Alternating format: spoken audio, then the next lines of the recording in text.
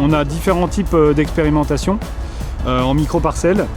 On teste bien sûr des solutions Bayer, des stratégies de désherbage et puis on travaille aussi des itinéraires techniques durables. Ça peut impliquer du désherbage mécanique, ça peut impliquer également des stratégies de semis et on espère qu'en actionnant ces différents leviers agronomiques, du coup, on va pouvoir optimiser l'efficacité du désherbage et limiter le nombre de passages, donc limiter l'IFT. Nous persicaire du kénopode blanc ici.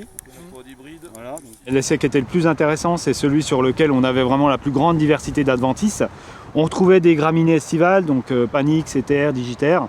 On retrouvait également des morels, des mercuriales, kénopodes blancs, kénopodes hybrides, renoués persicaires.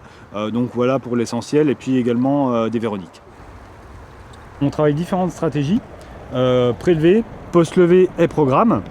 Et on essaie de voir quelle est l'association ou le produit qui va apporter la meilleure réponse et sur quelle cible, donc sur quelle adventice. Et ce qu'on cherche aussi à voir, bien sûr, c'est si les solutions qu'on travaille sont sélectives du maïs.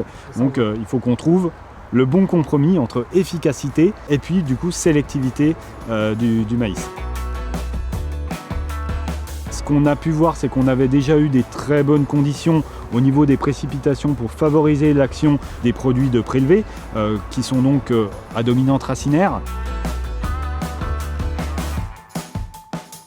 Ce qu'on a vu également, c'est qu'on a aussi des réponses à la dose qui vont varier. On a testé notamment par exemple le Capreno, qu'on a testé à 0,25, 0,29.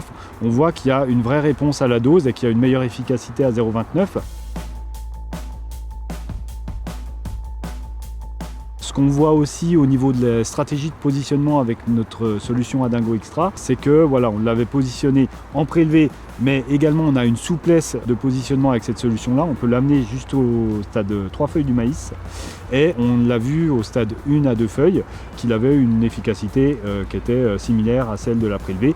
Bien sûr, les conditions climatiques là ont aidé aux efficacités des deux positionnements.